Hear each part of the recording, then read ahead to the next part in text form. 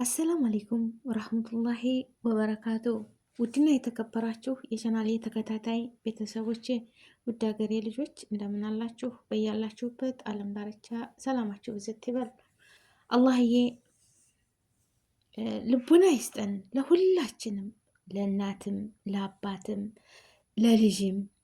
አንድ ልጅ እናት አባቱን አንከባክቦ ጥሮ ካድሞ ይችን አዱንያ መሸኘት ግዴታችን ነው፣ ሁላችንም የሴትም የወንድም። በተለይ ደግሞ በወንዶች ላይ ግድ ነው። አንዳንድ የወንድ ልጆች ባለቤቶች አዛ ይሆናሉ። እኔ ምን አሻ ብዬ ነው ያንተን እናት ልንከባከብ ነው እንዲያመጣኸኝ፣ ያንተን አባት ልሸከም ነው እንዴ፣ ያንተን እናት ልብስ ላጥብ ነው እንዴ የሚሉ አሉ። ከእንደዚህ አይነት ሴቶች አላህ ይጠብቃችሁ። እናታችሁን እማዬ ምን ፈለግሽ፣ አባዬ ምን ፈለግክ ብላ እንደው ካላህ መንገድ የምታዋጣ ሳትሆን የአላህን ትእዛዝ የእናት የአባትን ሀቅ የምትወጡ ያርገን ሁላችንም። ያው እንደ ያልኩበት ለምንድን ነው ሴት ልጅ ያው ተፈጥሮ በቃ ትወጣለች ከቤት። አባት ነው እንግዲህ እናት አባትን፣ ወንድ ልጅ ነው እናት አባትን አንከባክቦ የሚጦረው እና የሚያገባትን ልጅ ሷሊህ ልጅ አርግለት ማለት ነው። እና ሲቀጥል እህታችን 12 ዓመት ባለፈውን ቪዲዮ ሰርቻለሁ፣ ግን እንደው ሳየው በጣም ያንገበግባል ነገር አለሙ ወላሂ በጣም ይሰማል። በተለይ አባባ የተናገሩት ነገር በጣም በጣም ይከብዳል። በጣም እስኪ ስሙትና አረብ ሀገር የሄዱ እንኳን 12 ዓመት 12 ወር የተቀመጡ አረብ ሀገር ላይ አይምሯቸው፣ እምነታቸው፣ አስተሳሰባቸው ትክክል አይደለም ያሉት ንግግር እንደው እንደ አባት ይሄን ይላሉ። አባባ አይባልም እኮ ወላሂ አይባልም። ሲስሙት እንዴት እንዳሳደግኳት እንዴት እንደተንከባከብኳት ታውቃለች። ግን 12 ዓመት አረብ ሀገር ተቀምጫለሁ። አረብ ሀገር የሄዱ እንኳን 12 ዓመት 12 ሰዓት የተቀመጡ ልጆች አይምሯቸው፣ ጸባያቸው፣ ሃይማኖታቸው ይቀየራል። በዛ ነው እኔ መምሰልማ ነበረባት። እኔ የምሰራውን ስራ አሁን የእሷ ታናሽ መጣለች። እንደመጣች ወደ አሁኑ ጫማውን አውልቃ ንስሐ ነው የገባችው። እኔን መሰለች ማለት ነው። እና እንደሰማችሁት ነው እንኳን 12 ዓመት ቀርቶ 12 ሰዓት ነው ያሉት እንጂ 12 ወር አልኩኝ። 12 ሰዓት የቆዩ ሰዎች አስተሳሰባቸው፣ አመለካከታቸው ይቀየራል ያሉት ነገር ትክክል አይደለም። ወላሂ የአረብ ሀገር ሴት ጀግና፣ የአረብ ሀገር ሴት በሳል፣ የአረብ ሀገር ሴት ለቤተሰቦቿ፣ ለእህት ለወንድሟ፣ ለሀገሯ እኔ እንጃ ብልጥ በቃ ሃይማኖቷን ጥርት አድርጋ የምታቅ ማንኛችንም ሙስሊምም ክርስቲያንም መጥተው በአረብ ሀገር ላይ ሁሉም ጊዜዋን በነፃ የምታባክን የለችም። ወላሂ በጣም በሁሉ ነገር ተፈትና ተቋቁማ የምትሰራ የአረብ ሀገር ሴት ከአረብ ሀገርም ገብታ በቤት አያያዝነቷ፣ በኑሮዋ፣ በእናትነቷ ለትዳር አያያዝ የምትሆን የአረብ ሀገር ሴት ጀግና በሁሉ ተፈትና።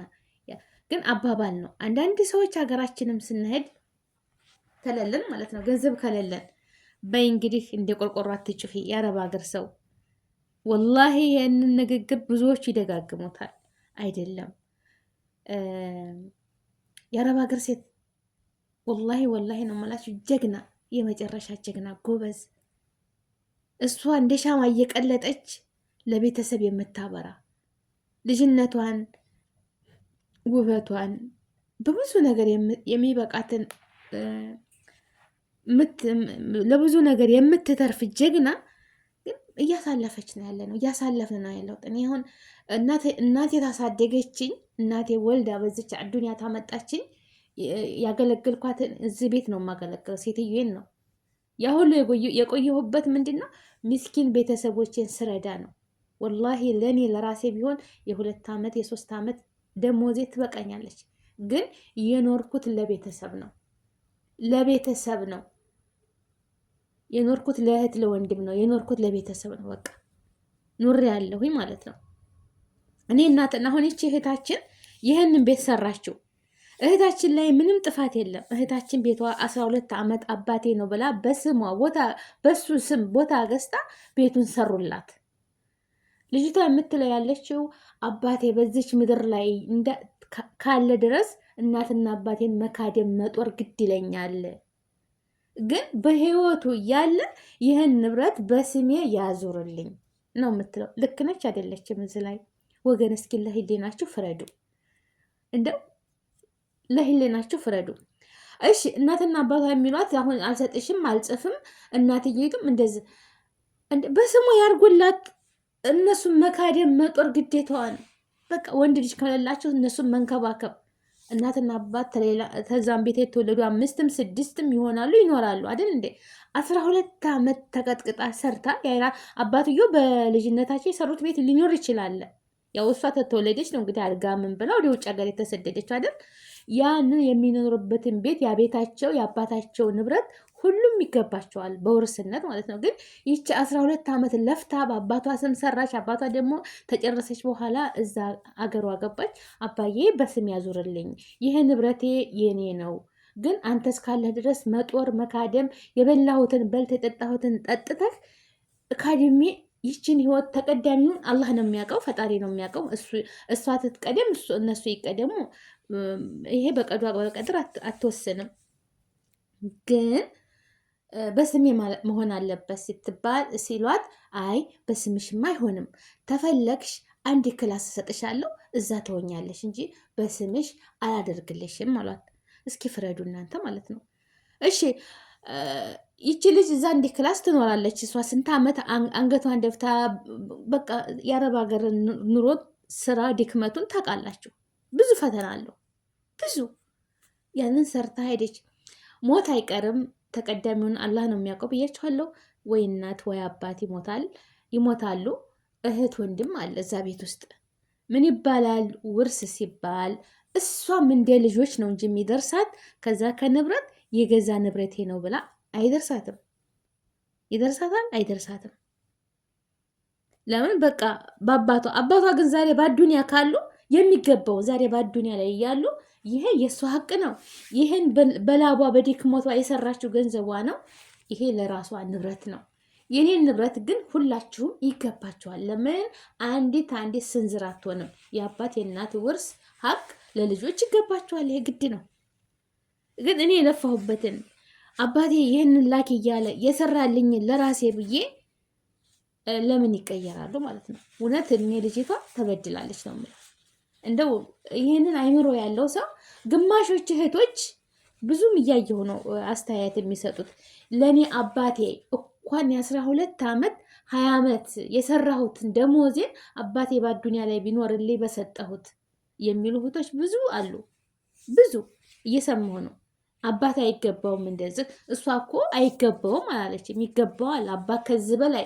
እሱም እኮ ብዙ ነገር እየተናገሩ ነው። ከሰል ሲጭ አሳድጊያቸዋለሁ፣ ብዙ ነገር አድርጌ አሳድጊያቸዋለሁ እያሉ እየተናገሩ ነው። ገባችሁ አይደለም? እሷ ግን ያለችው ዛሬ በአዱኒያ ላይ እያለ በነገራችን ላይ ወገኖች ማለት ነው ሞት አይቀርም። በአዱኒያ ላይ እያሉ አንዳንድ ጀግና አባቶች አሉ። ጀግና በቃ በአዱኒያ ላይም አዘጋጅተው ሁሏን ነገር ይሄ ለከሌ ድርሻ ነው፣ ይሄ ለከሌ ድርሻ ነው። በአዱኒያ ላይ እኔ በህይወት እያለ አከፋፍያቸዋለሁኝ። ተሞትኩ በኋላ አንድ ነገር ጭቅጭቅ ንትርክ ብታረጉ አፏ አላልኳችሁም፣ ሀቃችሁን ወስዳችኋል ብሎ የሚሞት አባት አላህ ያሳመረለት ነው። እመኑኝ ማለት ነው። ውስያ ማለት ውርስ አይቀርም፣ በቃ አይቀርም። ግን ተናዘው የመሞት ጽፈው ሁሉን ነገር ቦታ አድርገው የሚሞቱ እናት አባት አላህ የወደዳቸው ናቸው። እውነት ነው የምላቸው።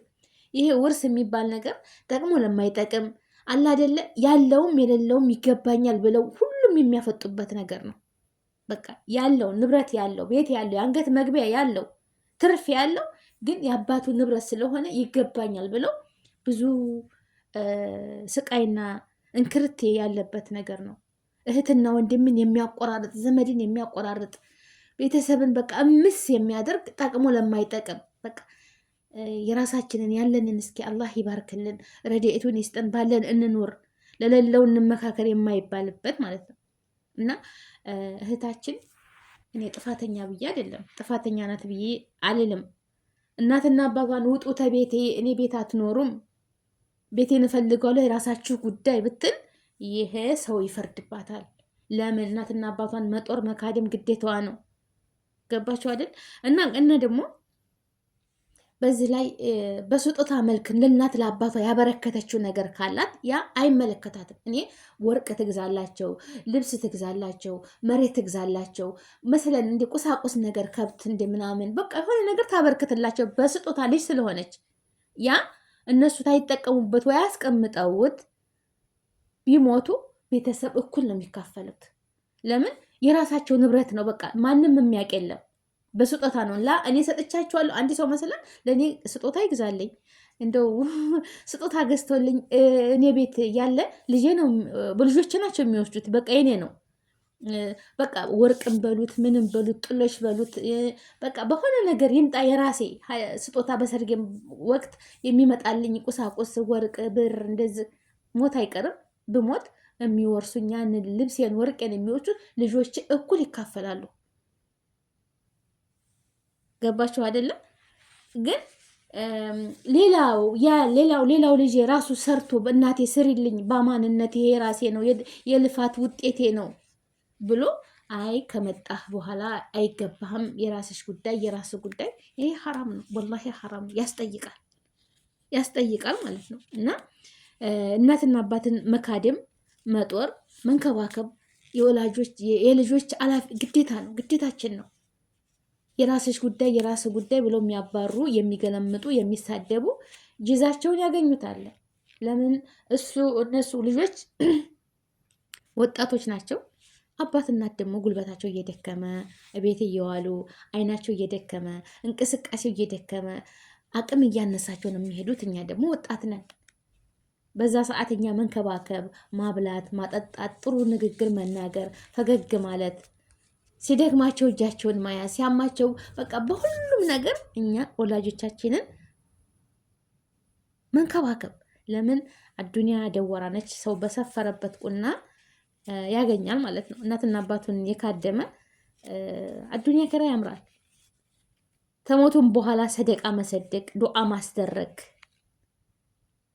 በቃ ይሄ ነው። በቃ በሰገዱ ሰዓት ቁጥር እናትና አባቴን አላህ ረሃማቸው እዘንላቸው ብሎ ሁሉም በየሃይማኖቱ እኛ በእስልምና ዱዓ ማድረግ በቃ ለእናት ለአባቱ በ5 ወቅት ሶላት በሰገርን ቁጥር ዱዓ አድርገንላቸው አላህን መለመን፣ ሰደቃ እየሰደቅን። አንድ ሰው ሲሞት ሁሉም ነገር ካይሩ ስራው ሁሉ ነገር ይቋረጣል። በቃ ምንም ነገር የሚቀር የለም።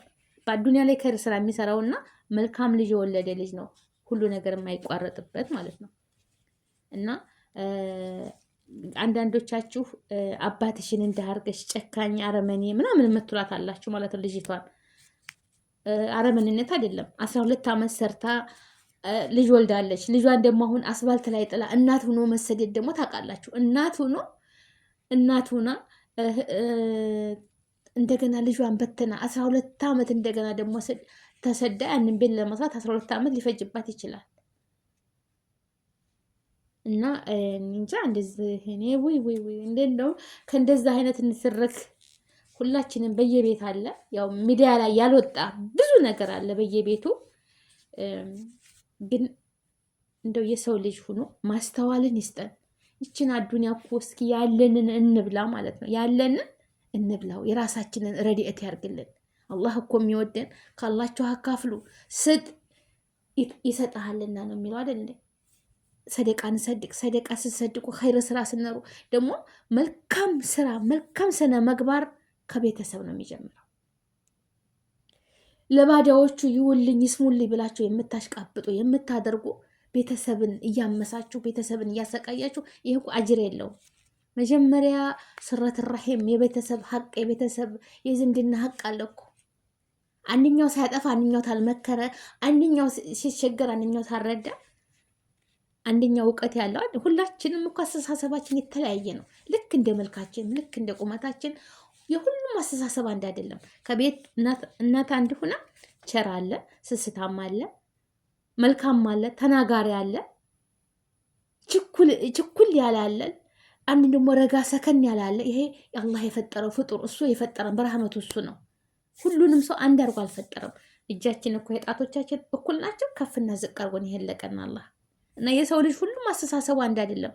ግን አንደኛው ሲሳሳት አንደኛው ታላረመው ምንድን ነው ጠይብ የሰው ልጅ አይምሮ ማለት ምንድን ነው በቃ መተራረም በቃ እንዴት ነው አንደኛው ግንፍልተኛ ሲሆን ያንን ሰው አሳዶ በቃ አለቀውም እንዲህ ብሏል እንዲህ ብላለች እሷ እንዲህ አድርጋለች እንዲህ ተተባባል ምንድን ነው ሀሉ ጠይብ እልቂት ነው እኮ ሌላ ነገር እኮ የለውም። በዛ ጎን ደግሞ ሰይጣን የራሱን ስራ ውጤት አለ የራሱን የሚያደርገው አጫርሳቸዋል የሚል ነገር አለ እና ቤተሰቦቼ እኔ እንጃ በጣም ይከነክናል። እኔ እንጃ በጣም ይከብዳል። በነገራችን ላይ ከአባት የበለጠ ታማኝ ማን አለ? አባት ለዚች ልጅ እንግዲህ ሁሉ ነገር ነው። አባት ነው። አባት ነው። በቃ አባት ነው። ቤት ውስጥ አስቤዛ ታለቀ፣ እሷ መካደም ግዴታዋ ነው። ግን አርግልኝ ያለችውን ነገር ማድረግ ነው። ቤት መሬት ገዝታ አሰራ። ታባት የበለጠ ለልጅ እኮ ስንት ተቸግረዋል እንዲማሩላቸው ጥሩ ነገር እንዲደርስላቸው ጥሩ ነገር አውርሰው ይችን ምድር የሚለቋት ለዛ ነው።